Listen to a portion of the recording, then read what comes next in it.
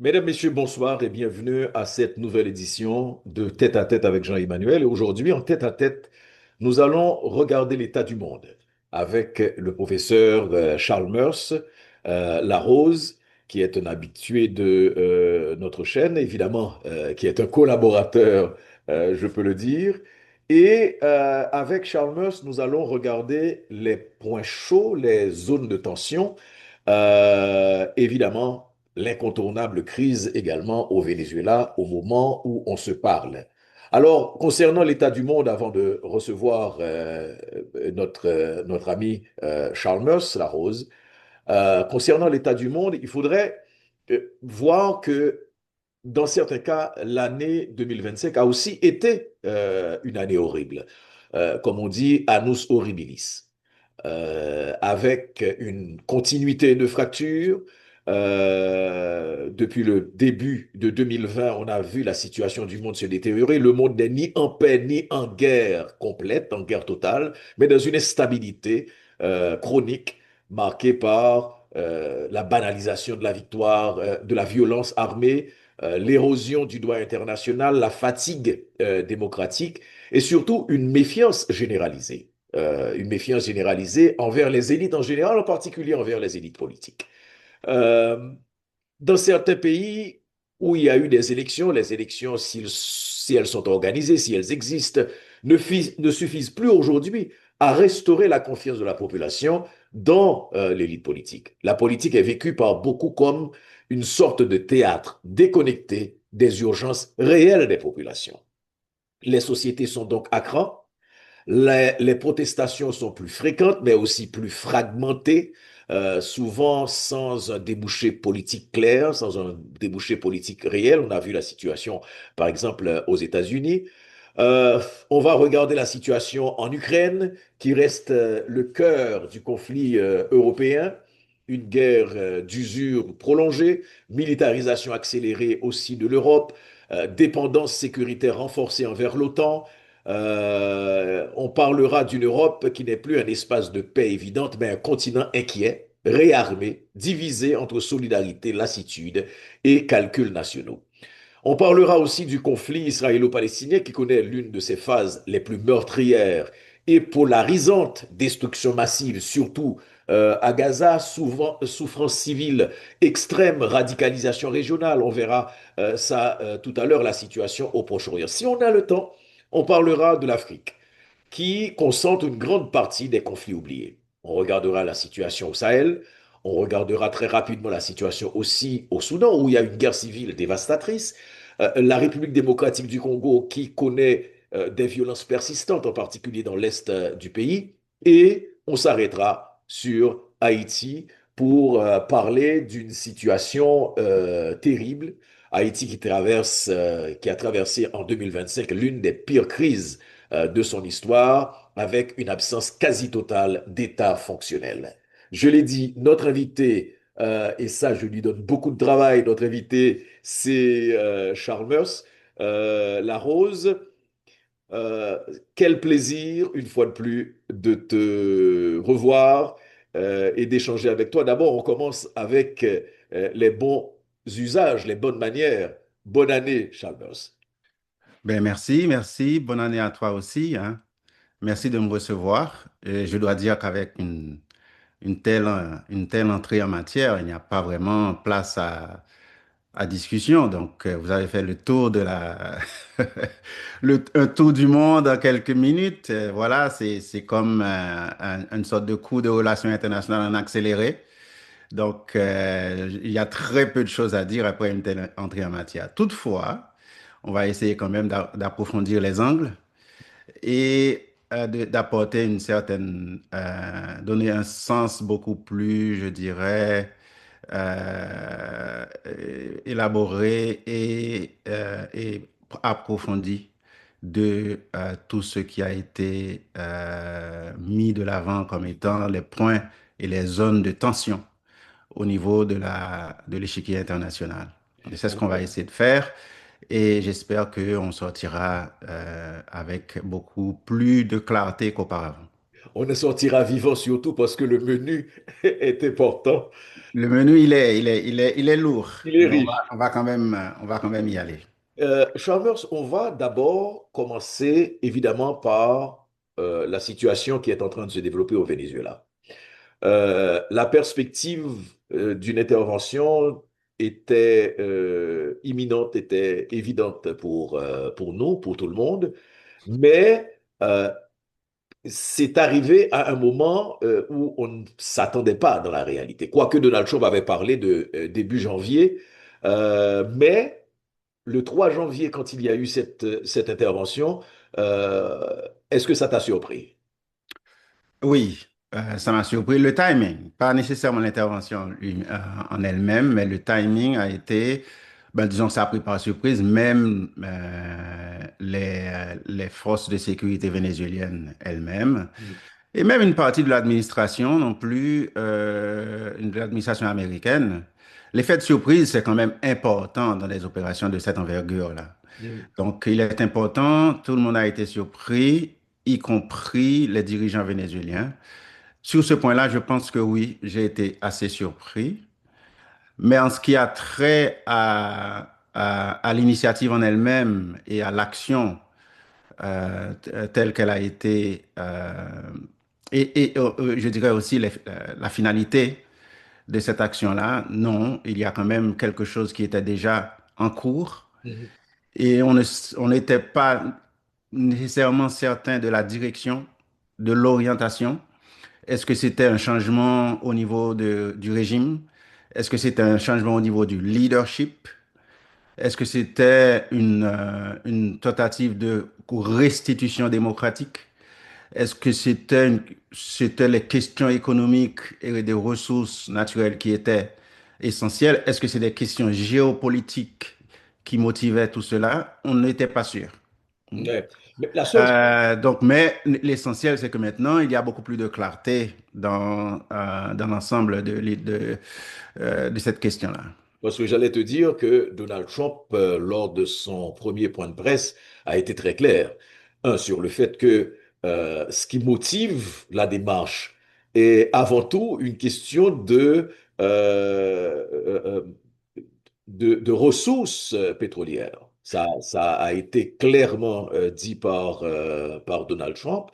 Et il a même évoqué la possibilité que le pouvoir, la gestion politique revienne à la vice-présidente, mais les Américains, sous-entendu, entre toi et moi, les Américains sont là pour rester. C'est l'impression qu'il a donnée, qu'il allait avoir une gestion américaine de la chose publique vénézuélienne. Oui, il y a quand même deux dimensions dans ce qui se passe. C'est sûr que les détails, on les connaît tous. Les forces américaines rentrent, une opération nocturne, le président vénézuélien qui a été séquestré et amené à New York, etc. On ne va pas revenir là-dessus, c'est des informations qui sont dans l'air.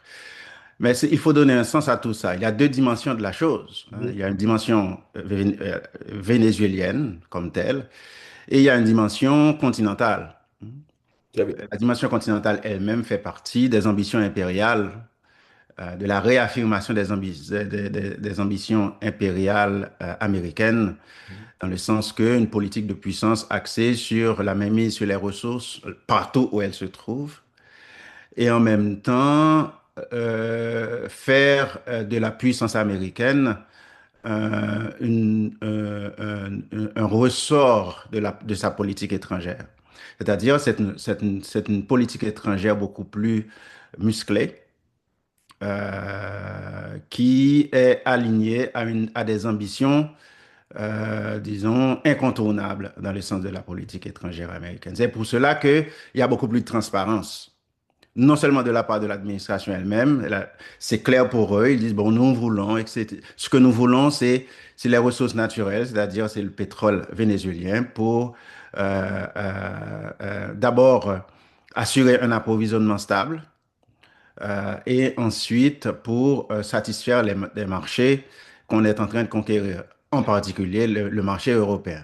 On C'est-à-dire que était si on dit aux Européens de ne pas acheter le pétrole russe, ben, il faut quand même qu'on puisse les approvisionner.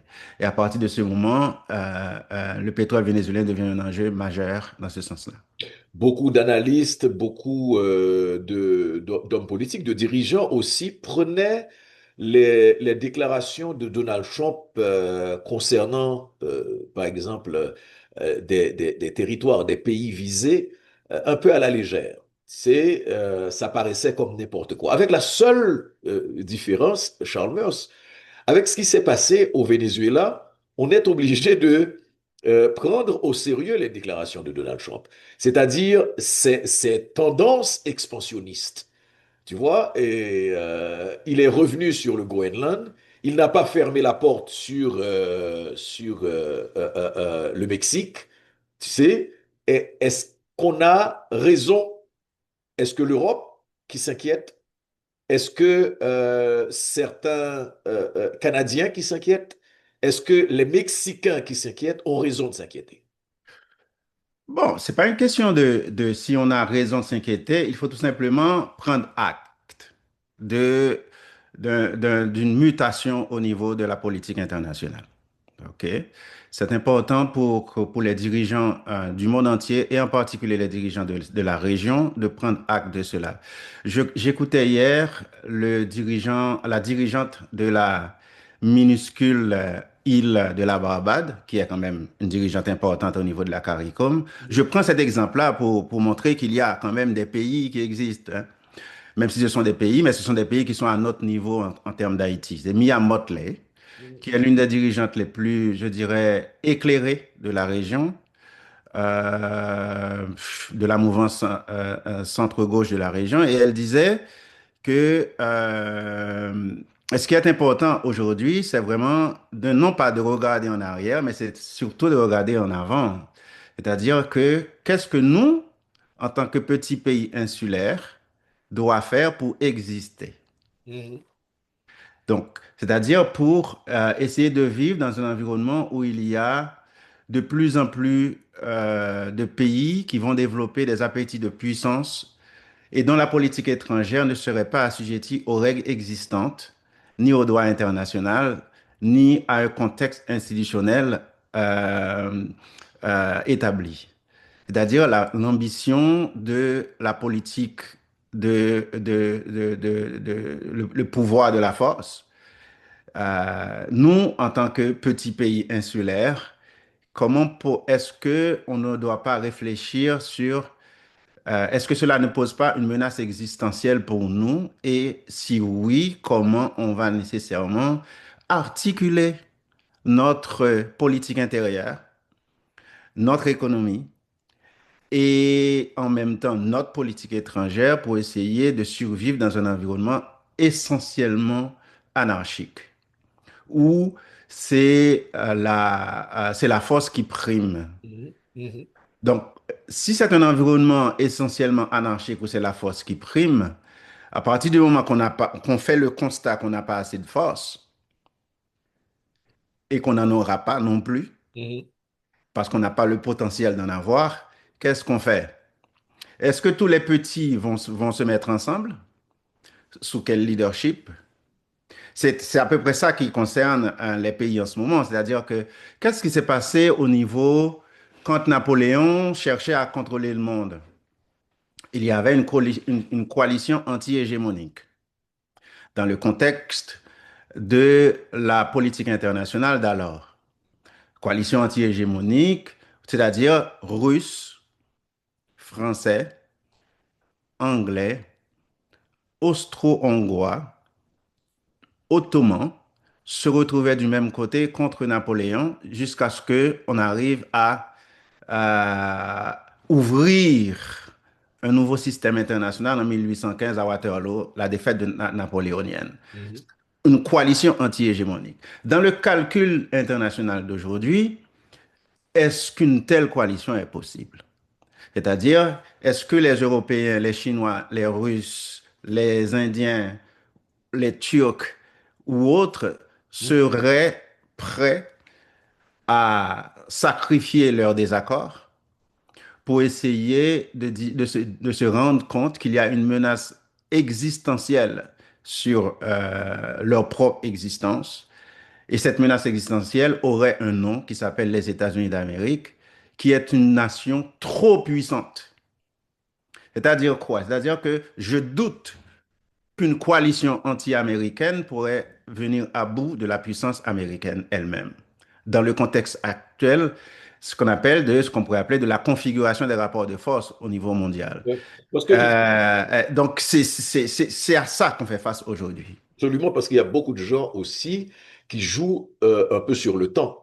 Mhm. C'est-à-dire, Donald Trump a un mandat, il va être, c'est sa première année, c'est un mandat de 4 ans, etc. Sauf qu'en 4 ans, il peut avoir beaucoup de dégâts qui auraient été faits. Ça, c'est la première chose.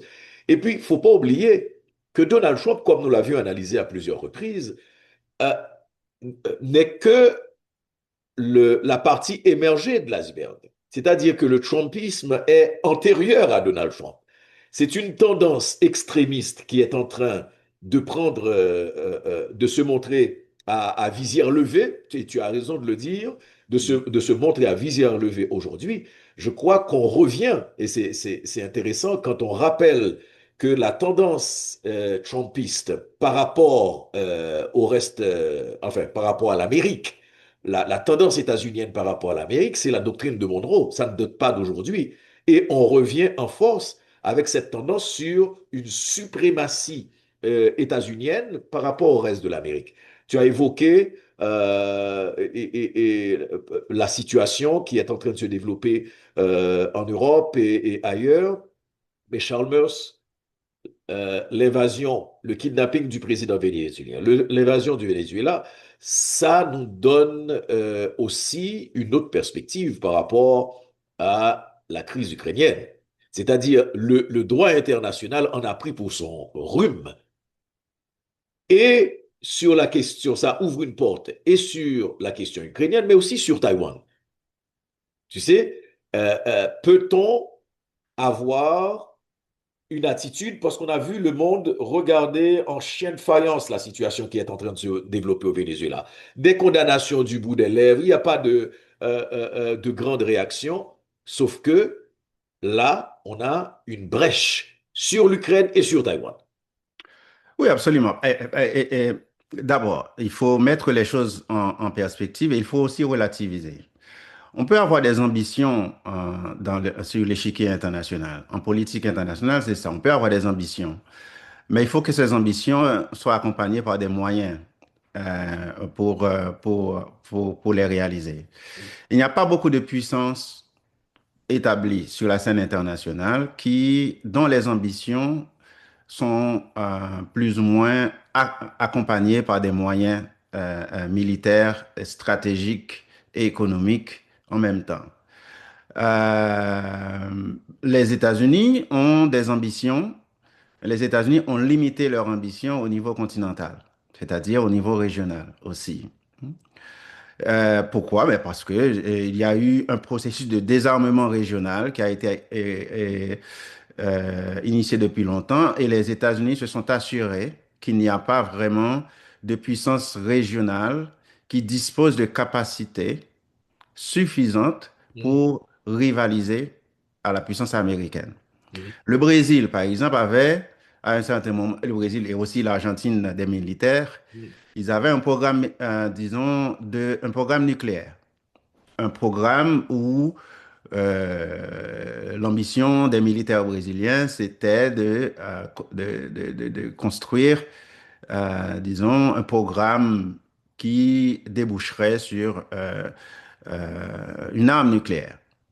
Donc, la politique américaine à l'époque a mis en place ce qu'on appelle un projet de dénucléarisation de la région qui a été accompagné par un ensemble de subsides en termes de coopération économique au point où les Brésiliens eux-mêmes ont décidé d'abandonner leur programme, bon, au même titre que les Argentins. Et à l'époque, il y avait un processus de dénucléarisation effective par exemple, l'Algérie avait abandonné son programme, etc. Au fait, Au plan nucléaire, vous avez un continent qui n'est pas nécessairement apte ni capable de réagir par rapport à toute menace de ce type-là. Mais aussi en termes d'armement conventionnel, il n'y a pas nécessairement de rivalité régionale en ce sens-là. C'est-à-dire que pour les États-Unis, Mhm, le continent, c'est une promenade. Ok. Au point que quand Trump est arrivé au pouvoir, son premier geste a été quoi? mhm, De rétablir la suprématie américaine au niveau du contrôle des eaux et ce qu'on pourrait appeler des zones, des espaces de navigation. mhm. Le canal de Panama en particulier et tout l'espace Caraïbe. Donc, ils ont renforcé disons, le commandement sud, le commandement sud et ils ont reconstitué les bases militaires à Porto Rico et demandé le soutien territorial et naval de la République dominicaine et de Trinidad et Tobago. Et à partir de là, ils ont réussi à restituer leur domination territoriale, même si ce n'est pas nécessairement une domination idéologique.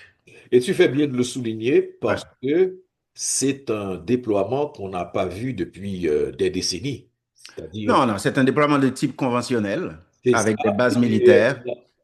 Ouais. il y a eu l'intervention chirurgicale en 89 au Panama pour prendre Manuel Antonio Noriega. OK? Mais il n'y a pas eu de déploiement. C'est le Gerald Ford qui a été déployé, qui est déployé dans la région pour une opération, et c'est pour ça qu'il faut comprendre que l'intervention ou le kidnapping de Maduro euh, va au-delà, et c'est pour ça que les gens sont aussi inquiets, va au-delà d'une simple opération. Il y a un déploiement, une démonstration plutôt de force que les Américains, que l'administration Trump a voulu faire pour dire, ce n'est pas seulement le Venezuela, on est en train d'envoyer le message sur le fait qu'on reprend le contrôle de toute la région. Oui, mais c'est pas nouveau. Et en même temps, il y a un effet, il y a un processus cyclique dans ça. À chaque fois que l'Amérique est dans une phase de déclin, elle réagit brutalement. Quand Ronald Reagan est arrivé au pouvoir en 1981, après la débâcle de Jimmy Carter, la prise d'otage à l'ambassade américaine en Iran, il y avait une sorte je dirais, de sentiment, disons, d'infériorité de la part des États-Unis, tout le, toutes les séquelles de la guerre du Vietnam que l'Amérique n'a pas pu gagner. Et en même temps, vous avez tout ce qui s'est passé en Iran. Donc, Ronald Reagan arrive au pouvoir, c'est le rétablissement de la puissance américaine. Le premier geste qu'il a posé, c'est vraiment, disons, à la grenade. C'est-à-dire, vous avez un petit territoire de quelques kilomètres carrés L'invasion et le renversement de Bishop. de Maurice Bishop. Mhm. C'est-à-dire qu'il a envoyé à peu près 40 000 soldats ou plus sur l'île, expulsant les forces cubaines qui étaient en appui au gouvernement. Mais le message, ce n'était pas nécessairement Le de renversement de dire, Bishop, bon voilà, on est fort. Non, c'est de dire, on est toujours là, c'est ça. on est fort. Et qu'est-ce qui va se passer par la suite? C'est toute la question de rétablissement de la puissance américaine en Amérique centrale avec Salvador, etc., avec Nicaragua. Euh, euh, et puis ensuite, vous avez Ronald Reagan, le rétablissement de la grandeur américaine, jusqu'à ce qu'on arrive avec la chute de l'Union soviétique en 1989 avec les Bush. Mhm. Là, c'est à peu près le même sentiment qui prévaut aux États-Unis. Vous avez un président qui arrive, qui fait à peu près la même démarche, même si pas nécessairement le même slogan, Mhm. mais c'est le rétablissement de la grandeur. Le rétablissement de la grandeur dans un contexte géopolitique différent. Si le contexte géopolitique reaganien, c'était un contexte, disons, de guerre froide avec deux superpuissances organisées, idéologiquement contraires, mais en même temps en collaboration, vous avez ici un monde essentiellement multipolaire avec une Chine ambitieuse, mais qui a déjà un pied-à-terre dans l'espace régional, l'espace stratégique américain. C'est-à-dire là, le continent, en particulier en Amérique latine et dans les Caraïbes. Il est presque impossible sur le plan purement économique et financier de faire face à cette situation-là qui serait contre-productif pour les États-Unis eux-mêmes. Donc on ne peut pas dire, voilà, on chasse la Chine de la région. Ce qu'on peut faire, c'est tout simplement convaincre les partenaires régionaux à réorienter leur politique économique et commerciale de manière à euh, compromettre leur avenir avec les États-Unis d'Amérique lui-même. Et c'est ce qui est en train d'être fait, c'est-à-dire que menacer Mhm. pour dire, mais voilà, on est là, on est... Donc, l'intervention en Amérique, au Venezuela, a un double message. Non seulement un message que la démonstration de la puissance militaire et technologique américaine, mais en même temps, c'est un message aussi pour le reste de l'Amérique latine, c'est-à-dire ne vous aventurez pas trop, étant donné qu'on est toujours là, nous, en tant qu'États-Unis d'Amérique. C'est- L'Amérique reste assujettie à la doctrine Monroe Mhm. et on va lui ajouter un corollaire. Le corollaire serait le corollaire de Donald Trump, c'est-à-dire l'usage de la puissance de feu des États-Unis Mhm. pour asseoir ses priorités et ses intérêts dans un espace qui lui appartient. Et c'est un peu ce que j'allais souligner tout à l'heure quand tu as dit ce n'est pas nécessairement de bloquer les Chinois. Moi, je crois que quelque part, c'est un peu ce qui est en train de se faire au Venezuela. C'est-à-dire, c'était la principale destination maintenant du pétrole vénézuélien, c'était la Chine et tu as tous les investissements chinois dans la zone. Et les Américains sont en train de regarder. C'est pour ça, peut-être qu'on n'a pas eu de réaction non plus excessive de la part de la Chine, parce que c'est quand même une gifle à la Chine, Chalmers, que Maduro, qu'il y ait cette intervention au palais de Miraflores, quasiment 48 heures après la visite d'un haut émissaire chinois. Des gens disent que à la limite, c'était un deal et que quelque part, il y a une entente sur Taïwan, parce que de plus en plus, on regarde Taïwan de la perspective d'une nouvelle Hong Kong. OK?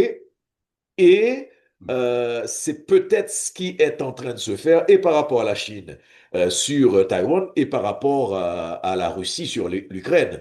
Parce que ce sont quand même des alliés, c'était des alliés de Nicolas Maduro. Oui, mais il n'y a pas de coopération militaire entre la Chine et le Venezuela. Il n'y a pas non plus, la Chine, ce n'est pas la Chine ne fait pas d'alliance avec personne. La Chine fait de la coopération avec tout le monde. Tout ce que la Chine a en tête, c'est la route de la soie. Oui, c'est-à-dire que la Chine a des intérêts économiques Exact. au Venezuela. En particulier, l'intérêt principal de la Chine, c'est d'assurer un approvisionnement stable en produits pétroliers. Si cet approvisionnement-là arriverait à une situation d'impossibilité, la Chine se tournerait ailleurs pour trouver un autre espace d'approvisionnement. Donc l'idée de dire que c'est un gif à la Chine, ça n'a nécessairement pas, ce n'est pas nécessairement le cas. Mhm. L'idée de dire que c'est une gifle à la Russie, non, ce n'est pas nécessairement le cas non plus. C'est tout simplement à la fois les Chinois et les Soviétiques savent que l'espace continental américain, c'est un espace contrôlé et dominé par les États-Unis d'Amérique. Bon, Si on va. si les États-Unis d'Amérique maintenant décide de rétablir sa suprématie dans la région, il plierait bagage et puis voilà, nous, on reste chez nous et on attend que, disons, d'autres moments pour y arriver. Mais Mais c'est la vraie question de ce qu'on appelle la domination des sphères d'influence sur la scène internationale. là, on a donc trois acteurs Ouais. qui ne sont pas nouveaux, qui occupent la scène depuis les 10, 20 dernières années, mais de plus en plus depuis certains conflits. Par exemple, on a vu la Russie au-delà de sa zone d'influence eurasienne. On l'a vu en Syrie, par exemple. On a vu la Chine s'étendre au fur et à mesure, prendre une bonne partie de l'Afrique, et c'est pas seulement question d'investissement. Tous les mouvements qu'il y a, les mouvements nationalistes qui sont en train de prendre corps en Afrique aujourd'hui avec l'arrivée de militaires, entre guillemets, révolutionnaires qui remettent en question les anciennes alliances, etc. Tout ça donne aussi une autre prédominance ou bien une autre présence, un autre sens à la présence chinoise Oui, dans cette mais région. Mais, il faut bien comprendre une oui, chose, c'est qu'il n'y a qu'une seule puissance régionale véritable dans le monde, c'est les États-Unis d'Amérique. C'est-à-dire une seule puissance régionale qui contrôle sa région de manière incontestée. mm, Donc, c'est les États-Unis d'Amérique en Amérique. Il n'y mm, a aucune contestation de la domination américaine, surtout sur le plan militaire. mm. Sur le plan économique, bon, il peut y avoir de diversification, mais il n'y a pas nécessairement d'abandon. Ce n'est pas le cas pour la Russie dans sa région en Europe de l'Est. Ce n'est pas le cas non plus pour la Chine en Asie. En Asie, là, comme vous le savez, ben, le Japon, c'est le contrepoids idéal, normal. Et les pays de l'Asie du Sud-Est, l'Inde est dans une rivalité historique avec la Chine, etc. Donc la Chine, d'abord, doit pouvoir contrôler son espace régional. Et les États-Unis, la raison pour laquelle les États-Unis ont mis en place le Quad, c'est-à-dire une alliance, pas une alliance, mais une coopération entre plusieurs pays de la région de l'Asie, c'est-à-dire l'Australie, la Nouvelle-Zélande, l'Inde et les États-Unis pour essayer de contrôler la Chine, c'est pour limiter les prétentions chinoises à une hégémonie régionale. Ok. Ce Et qui n'est pas le cas pour les États-Unis dans cette région-là. Et c'est ça qui différencie euh, la situation des différentes puissances à ce niveau. Ouais. en peu de mots, c'est quoi la perspective pour l'Ukraine? Nous allons faire une pause tout à l'heure, je dois l'annoncer, et on va revenir avec les autres parties du monde, mais en peu de mots, c'est quoi la perspective pour l'Ukraine en 2026? Ben, la perspective pour l'Ukraine, l'Ukraine a fait la démonstration qu'elle n'est vraiment pas capable de reconquérir les territoires perdus. L'Ukraine, à mon avis, n'a pas le choix que de limiter les dégâts. C'est d'obtenir un accord qui serait un accord le moins humiliant possible. Mhm, Ok. Et c'est de ça qu'il cherche, qu'il s'agit. Un accord le moins humiliant possible, c'est un accord qui serait assujetti, par exemple, de contrôle territorial russe sans nécessairement de légitimité territoriale. C'est-à-dire qu'il n'y aurait pas de reconnaissance internationale de la possession ni du contrôle de ces territoires. Bon, donc, ça resterait quelque chose de facto et à l'avenir, on pourrait toujours y contester. Ça, c'est un. Deuxièmement, c'est une garantie de sécurité en béton de la part des pays voisins, c'est-à-dire les pays occidentaux. Là encore, ça pose problème et je doute fort que cela serait possible dans la mesure où la politique internationale russe est incompatible avec la présence de forces étrangères sur le territoire ukrainien. Et tout accord qui chercherait à aller dans ce sens-là serait rejeté par l'État russe. Donc, il est pour moi difficile de penser qu'il y aurait des forces allemandes, françaises, polonaises au sein du territoire ukrainien pour protéger l'Ukraine. Ce qui, donc, la garantie territoriale serait tout simplement, la garantie de sécurité serait une garantie juridique et théorique, pas Donc, nécessairement on physique va, sur le si vous territoire. voulez, pas vers un morcellement, mais vers une reconnaissance des républiques indépendantistes, Ouais. c'est-à-dire de Louhansk, Donetsk, etc. Non, les territoires c'est-à-dire qu'il y aura un Et gel il n'y aura pas la au séparation. niveau territorial, Mhm. c'est-à-dire on reste là où on est. Alors, la Russie, sa stratégie de négociation actuelle, c'est Mhm. de dire que nous, on veut l'entièreté des territoires qu'on occupe, en fait, là où on est. Très bien.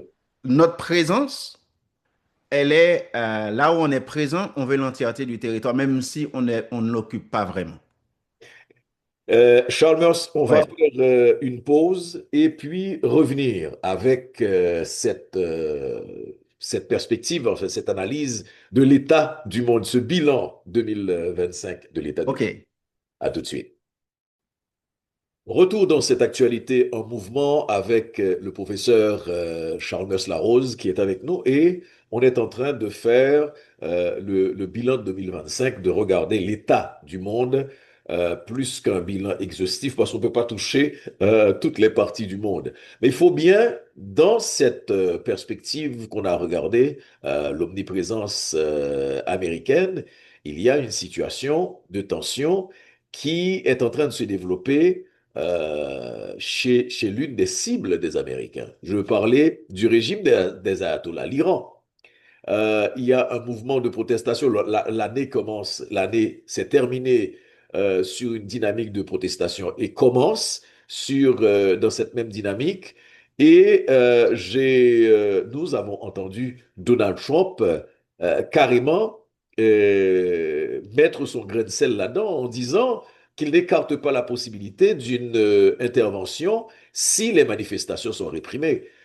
Et on sait que il n'y a pas longtemps, il y a seulement quelques mois, que l'Iran avait été la cible de bombardements de la part d'Israël et des États-Unis. Comment tu vois la perspective de cette crise en 2026? La situation en Iran, c'est une situation, je dirais, récurrente, dans la mesure où ce n'est pas la première fois qu'il y a ce qu'on appelle des protestations sociales. La source de ces protestations, elle est essentiellement interne. Bien entendu, il y a aussi la fragilité du régime due à la situation qu'ils ont eu avec les frappes américaines, toute la question de nucléaire qui a été sévèrement euh, attaquée par les forces américaines et israéliennes combinées. Mais je dirais que ce n'est pas le facteur central. Le facteur central ici, c'est vraiment la crise économique et sociale qui a provoqué un déchaînement de mécontentement Mhm. de la part de la population. C'est une situation, à mon avis, que les forces de sécurité et en même temps le leadership iranien pourraient maîtriser Mhm. sans nécessairement avoir recours à, euh, à une démarche Progressif. internationale ou extérieure pour essayer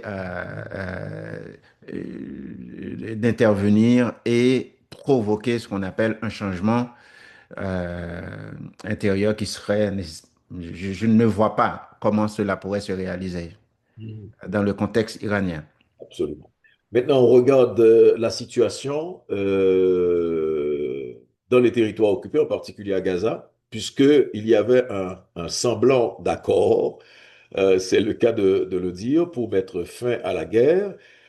Mais d'un côté, il y a quasiment le Hamas qui essaye de maintenir le contrôle dans les territoires occupés, mais les bombardements aussi se poursuivent. Israël continue de pilonner le territoire. Ça, c'est à côté d'un drame plus terrible. C'est le drame humain qui se poursuit. Bon, je dirais que c'est la même situation dans les deux cas, on a à peu près la même situation. Au Venezuela, c'est la même chose. C'est-à-dire que vous avez le leadership qui a été décapité au niveau du Hamas. De nouveaux leaders ont pris le relais. Toute la question maintenant, il y a deux questions qui se posent. C'est d'abord la nature des arrangements pour l'organisation du territoire post-Hamas, c'est-à-dire comment on va régler tout le problème du désarmement de cette organisation-là, et ensuite installer un régime tel que le prévoit la feuille de route établie par le gouvernement américain. Parce que le gouvernement américain, dans la feuille de route, prévoit un gouvernement qui serait administré par un administrateur externe. Et on avait prévu que ce serait Tony Blair. Mhm. Mais pour l'instant, les conditions de sécurité à l'intérieur ne permettent pas de passer à cette étape-là. Mhm. Donc, il y a des préalables. Et l'un de ces préalables, c'est la question, résoudre le problème de la sécurité, un peu comme on l'a en Haïti aussi. Donc, le Hamas n'est pas nécessairement disparu, il est affaibli, mais il contrôle la population. C'est ça le plus important.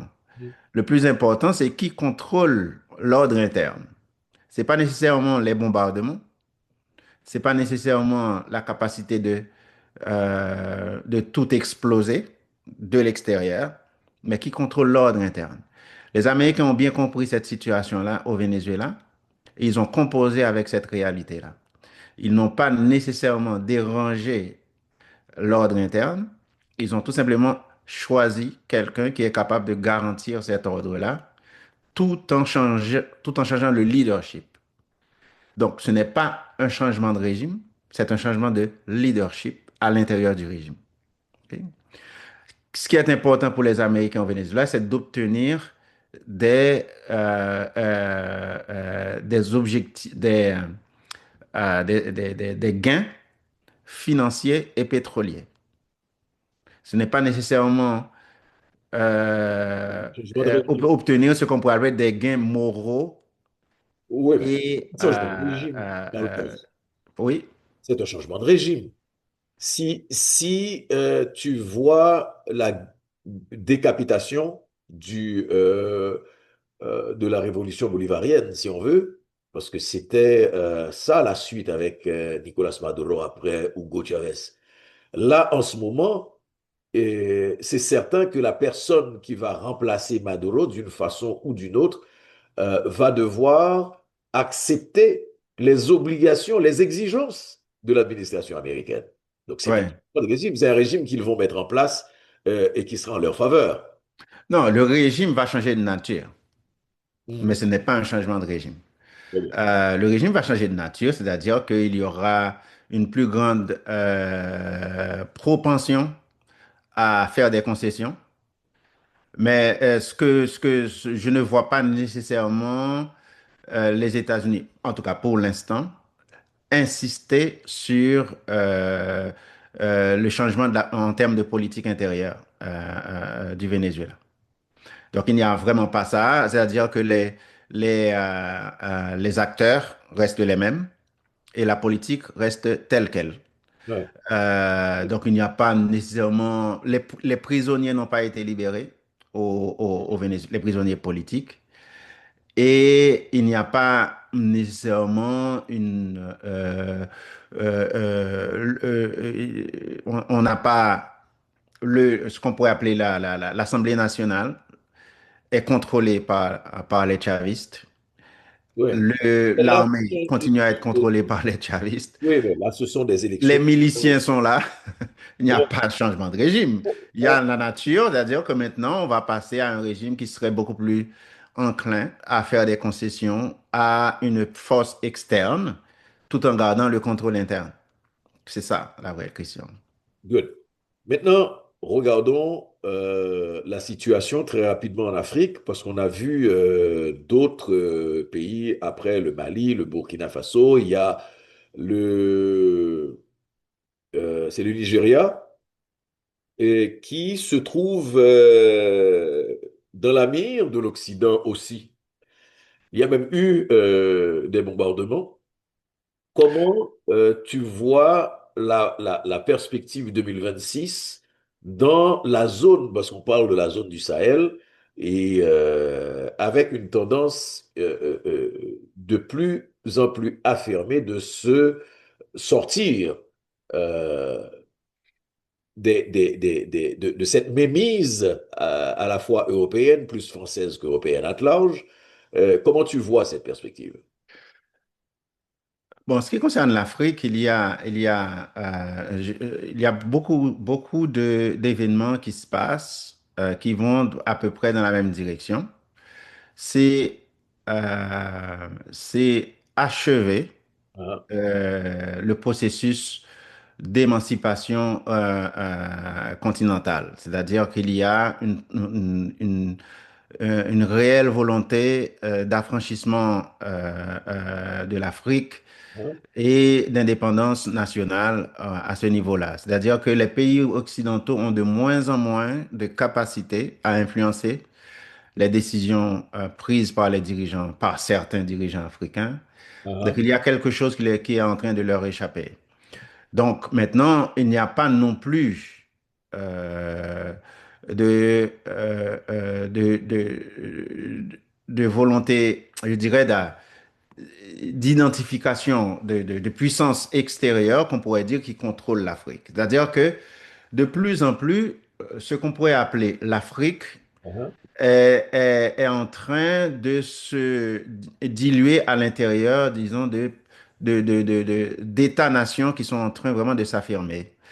Ou encore certains d'entre eux qui sont en train de perdre le contrôle du terrain. Donc, il y a une Afrique qui est en train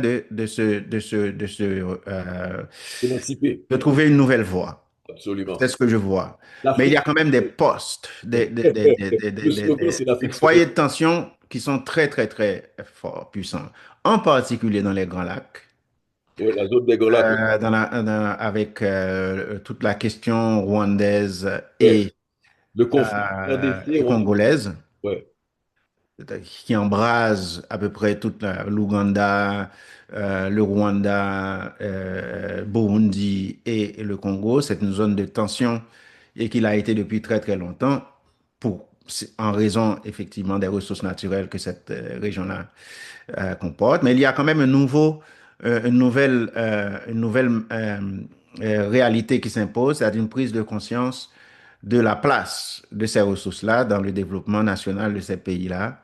Et il y a une volonté de négocier et de coopérer différemment autour de ces ressources. Mais toujours, il y a l'utilisation des forces armées illégales pour, par certaines puissances et par certains pays régionaux pour essayer de contrôler ces espaces-là.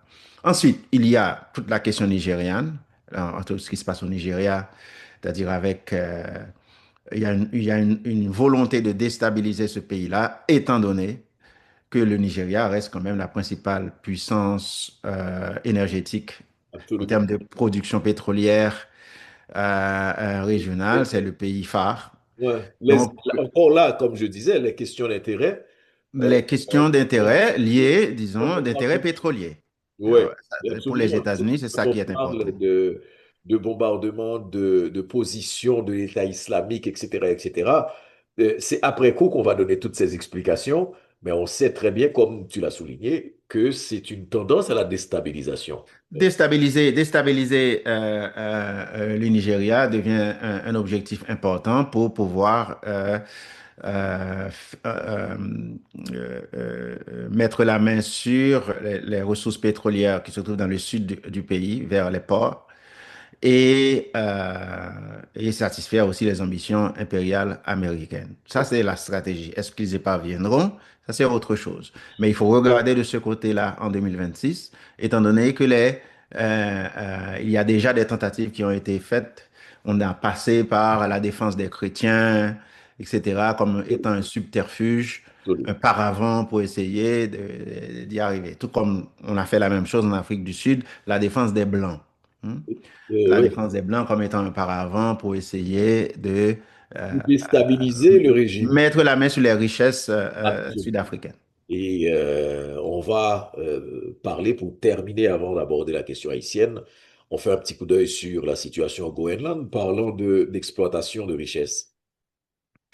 Ben, le Groenland, pour moi, ça va être le conflit de 2026, étant donné que ça a le potentiel de reconfigurer essentiellement les relations transatlantiques.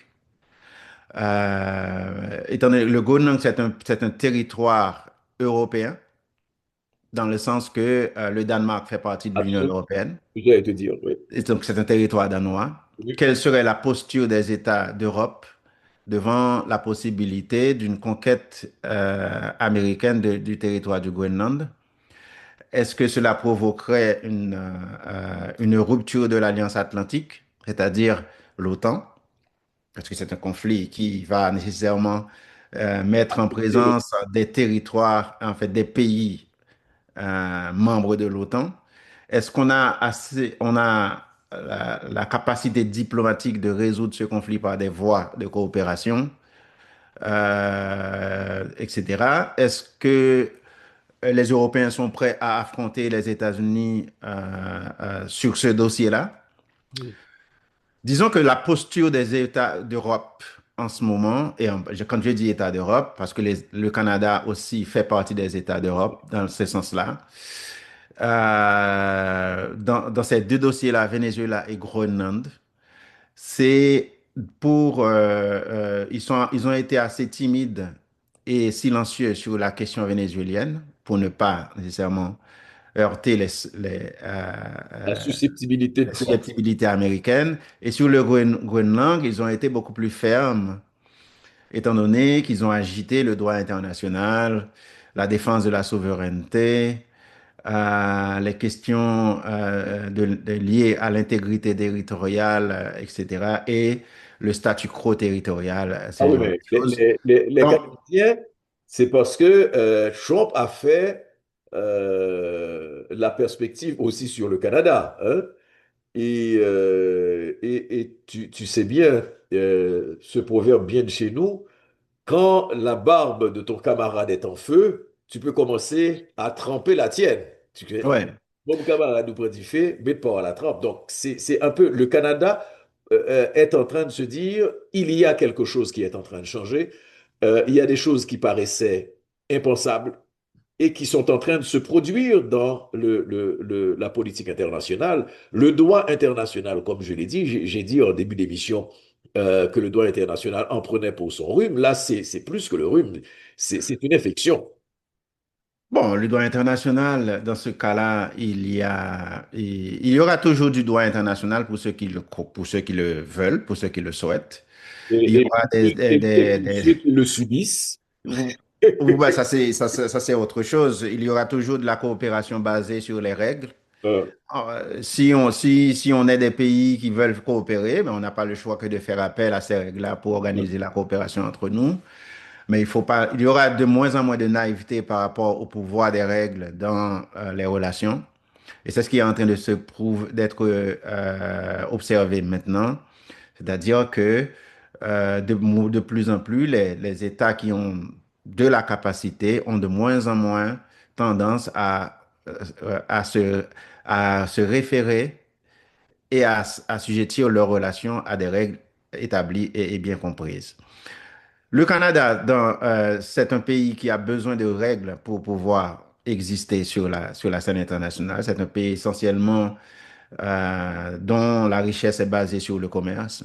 Donc, on a besoin de règles et on a besoin que les pays acceptent les règles. Donc, le Canada doit être prêt à faire beaucoup de concessions à plusieurs niveaux pour satisfaire les États-Unis. Je ne sais pas jusqu'à quel point et à quel niveau le Canada serait prêt à faire ces sacrifices. Sacrifice au niveau militaire, sacrifice surtout au niveau, disons, de ses ressources naturelles, en particulier l'électricité, l'eau et le gaz et le pétrole. Donc, vous avez un ensemble de dossiers, à mon avis. Les États-Unis vont revenir avec un ensemble de demandes inconfortables pour le Canada, mais il va falloir que le Canada soit prêt pour préserver sa souveraineté euh, à jongler avec cette nouvelle, ces demandes-là, essayer de naviguer à l'intérieur pour essayer de trouver, disons, des zones de coopération et satisfaire les ambitions de la principale puissance régionale, les États-Unis, et surtout un pays voisin. Mhm. Et maintenant, regardons la situation en Haïti pour d'abord faire le constat qu'en 2025, l'État Haïti, je ne veux pas parler de l'État, le pays est devenu encore plus fragile. C'est la dislocation quasi complète des institutions, des espaces. On n'a pas d'État, l'État n'exerce presque plus aucune autorité réelle. Les gangs armés contrôlent routes, ports, quartiers entiers. Une population qui vit sous la loi de la peur, de l'enlèvement, de la faim aussi. Les institutions sont symboliques, parfois inexistantes, parce qu'on parle quand même de la présence d'un CPT. Mais ce qui doit retenir l'attention, c'est aussi l'attitude de l'international. Parce qu'on a regardé ce qui est en train de d'être concocté, d'être brassé dans l'international, on a l'impression que c'est une confirmation de l'abandon politique d'Haïti. OK? Évidemment, il y a toujours les ingérences historiques. L'aide humanitaire est fragmentée, sinon insuffisante, parce qu'il y a des zones qui ne sont pas touchées par cette aide. C'est un chaos généralisé et on a l'impression que l'international, Charles Meurs, n'est pas choqué par ce désordre généralisé. C'est-à-dire qu'on a d'autres préoccupations. Haïti n'est pas la préoccupation de l'international. Euh, c'est un cas spécial, Haïti. Bon, le premier problème auquel fait face Haïti en ce moment, parce que on pourrait en parler davantage de la situation, etc. Le problème, c'est un problème de leadership. D'autres l'appellent de gouvernance, mais pour avoir une gouvernance, je dirais, minimalement efficiente, mais il faut quand même un leadership tout à fait assumé, capable. Et c'est ça qui manque. Et quand on a un leadership, bon, ce leadership-là n'a pas besoin nécessairement d'être un leadership légitime, c'est-à-dire accepté par la population. Mais c'est tout simplement un leadership qui est cohérent et qui est techniquement capable de faire face à un ensemble de situations euh, euh, prévisibles et imprévisibles. Et dans le cas d'Haïti, on a l'impression que ce leadership-là n'existe pas. Donc, et c'est dommage. Et c'est dommage, étant donné que si, si on ne l'a pas, même si on a des élections, si on n'a pas un leadership nécessairement capable, on n'y arrivera pas. Et ça fait longtemps qu'on n'a pas nécessairement ce leadership-là en Haïti. C'est-à-dire, je ne parle pas nécessairement d'un individu capable ou autre, mais c'est tout simplement d'un projet, d'une vision du pays où on dit, ben voilà, on sait qu'il y a un problème de sécurité, parce que c'est le problème majeur d'Haïti en ce moment. Le problème majeur d'Haïti en ce moment, c'est pas nécessairement ni la faim, ni la santé, ni les infrastructures ou autre. C'est un problème de violence euh, euh, euh, introduite et, euh, et maintenue par des individus armés et qui sont prêts à tout faire pour exister. Donc maintenant, qu'est-ce que le leadership fait pour y faire face? Donc, la première chose, à mon avis, c'est d'orienter les ressources nationales vers ce problème-là. Mais on a l'impression que c'est pas ce qu'il est en train de faire. C'est-à-dire qu'on organise le pays comme si c'était quelque chose qui appartenait au régime de la politique normale. Ok. C'est-à-dire avec des ministères, ministère des Sports, ministère de la Jeunesse. Pourquoi on a besoin de ces affaires-là, je ne sais pas. Ministère de la Culture, On a un ensemble de choses qui ne contribuent à rien à ce qui est normalement devrait être le focus, qui est celui de la sécurité nationale. Donc, on devrait nécessairement cesser de regarder en marge et de focuser sur le centre.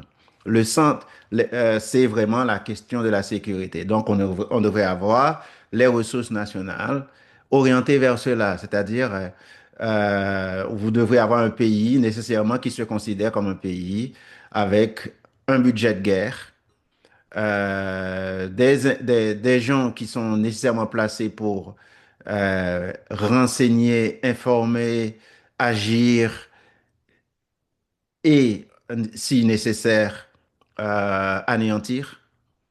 Donc, et c'est ça qui, pour moi, devrait être fait dans le contexte d'Haïti. C'est pas nécessairement un État normal. Mais Haïti pense qu'il est un État normal, c'est-à-dire qu'avec une diplomatie un peu partout dans le monde, vous devriez nécessairement limiter vos orientations diplomatiques. C'est pas le moment d'avoir des relations avec tout le monde. Vous n'avez pas besoin d'avoir des relations avec tout le monde. C'est-à-dire, vous avez besoin seulement d'avoir une orientation diplomatique qui est en lien avec le problème que vous avez. C'est la même chose pour les questions économiques. Vous n'avez pas besoin de produire pour, euh, pour nécessairement vendre ou etc. Vous avez besoin de produire pour faire face à cette situation-là. C'est ça qu'on appelle une économie de guerre. Vous n'avez pas besoin nécessairement de coopérer dans le sens pour faire face à ce qu'on pourrait appeler aux enfants en difficulté. Non, ce n'est pas cela. Vous avez besoin de coopérer pour savoir exactement comment vous allez nourrir vos soldats. Vous avez besoin de coopérer pour savoir exactement comment vous allez équiper vos policiers. Et, et vous avez besoin de coopérer pour savoir exactement les sources d'approvisionnement en armement. Mais c'est ça qu'Haïti a besoin. Vous n'avez pas besoin d'avoir, disons, de la coopération normale et avoir des coopérants qui viennent je ne sais pas, des États-Unis, on regarde exactement c'est quoi, comment on peut. Non, on n'a pas besoin de ça. On a besoin nécessairement d'avoir un leadership qui dit exactement, nous allons concentrer nos énergies vers cela. Et si cela doit prendre 2 ans, 1 an et demi, 2 ans, on doit anéantir, résoudre le problème. Et puis après, on devient un pays normal. Mais si on pense que c'est pas à travers des politiques de normalisation qui reflètent un pays normal qu'on va pouvoir résoudre une anomalie, Mhm. eh ben, on est vraiment dans une situation, Et c'est et on est là pour très très longtemps. et c'est là où les questions d'intérêt personnel interviennent, parce qu'en même temps, les ministères, les directions générales servent à alimenter les bases politiques, les alliances politiques et le partage du gâteau. Et c'est le problème d'Haïti en grande partie. Mais c'est pour ça que je vous dis qu'il y a un problème de leadership. C'est-à-dire que tout le monde est conscient qu'il y a un problème et que ce problème ne peut pas être réglé par les voies normales de gouvernance. Mhm. OK? Il faut, an- c'est un problème qui peut être résolu par les voies exceptionnelles de gouvernance, c'est-à-dire mobiliser, l'État comme étant un état de sécurité nationale et non pas un état normal. OK? L'état de sécurité nationale, ça veut dire il n'y a plus de Il y a euh, une remise en question des libertés il y individuelles. a une remise en question de tout ce qui est institutionnalité. C'est ça. C'est ça que ça veut dire. Donc, il faut aller dans le sens que c'est comme un cancer. C'est-à-dire qu'il faut aller nécessairement l'extirper. Il faut extirper les poches de résistance intérieure en Haïti. Et pour le faire, mais il faut nécessairement avoir des politiques exceptionnelles, pas nécessairement des politiques normales. La normalité reviendra quand l'exception sera nécessairement anéantie. Quand la situation redeviendra normale. Mais je dirais, ça, Euh, c'est un problème de paradigme. On D'accord. appelle ça un paradigme. On est en train de résoudre un problème avec un paradigme ancien pour un problème nouveau. OK? Et c'est ça Charles, qui arrive. Donc, il y a un problème d'articulation de ce paradigme avec la réalité qu'on est en train de vivre. Normalement, et ça, on le voit aussi, ce que je vous dis là, c'est un problème de science. Ça veut dire qu'il faut qu'il y ait un nouveau paradigme, c'est-à-dire une nouvelle manière d'appréhender la situation. je l'apprends. Et quitte à ce qu'après, on pourra nécessairement remettre tout le monde en marche pour essayer de trouver une voie de sortie qui serait une voie collectivement acceptée. Autrement, ce que je suis en train de dire ici, là, c'est que dans le cas d'Haïti, on ne peut pas attendre que tout le monde soit d'accord sur un problème. D'ailleurs, il n'y a pas de voie pour le savoir. OK? Comment vous allez savoir que tout le monde est d'accord sur un problème? Non. Euh, non seulement sur le problème, mais aussi sur la réponse au problème. Oui, mais bon, ça, c'est toujours les porte-voix, c'est-à-dire tu as des partis politiques, des leaders politiques, quote unquote, c'est-à-dire entre guillemets, qui traduisent souvent, soi-disant, les revendications de la rue en revendications personnelles, c'est-à-dire en fonction de leur perspective. Et c'est l'espace politique qui a donné le CPT aujourd'hui en grand déchirement est un exemple patent de ce problème d'intérêt personnel, d'intérêt de secteur, d'intérêt de groupe, de petits groupes, versus l'intérêt de la population et du pays. Charles Meurs, merci beaucoup. Ben, merci, merci, ça m'a fait plaisir Tu et je avais un dernier mot, encore une j'étais fois bonne année à tout le monde et beaucoup d'espérance pour l'année 2026 et je crois que cette année sera encore une année difficile, mais en même temps, ben, il faut pas cesser d'espérer et je suis confiant par rapport à Haïti. J'espère qu'un leadership nouveau émergera et qui pourrait nécessairement voir les choses de cette façon-là, c'est-à-dire avoir, disons, la conviction qu'il faut résoudre le problème de manière radicale. Je partage tes vœux. Moi, je reste toujours optimiste par rapport à Haïti, c'est-à-dire sur le fait qu'on finira par trouver la solution qui permettra certainement qu'Haïti soit sous de meilleurs jours, soit vu et considéré sous de meilleurs jours. Merci, On Camille. l'espère. À Merci très bientôt, hein. et à bientôt. Merci à tous. Merci, mesdames et messieurs, d'avoir été avec nous jusqu'à cette présente minute. Merci de votre fidélité. On a été plus long que d'habitude parce que c'était le bilan de 2025 et une mise en perspective de l'année 2026. À bientôt, Charles. Merci. À très bientôt.